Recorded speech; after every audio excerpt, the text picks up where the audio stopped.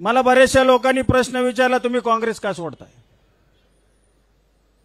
तुम्ही तर हार्डकोर काँग्रेसी, गेल्या अनेक वर्षापासून तुमच्या वडिलांपासून तुम्ही काँग्रेस रुजवली, वाढवली, किंबहुना तो विचार तुम्ही लोकांपर्यंत पोहोचवला।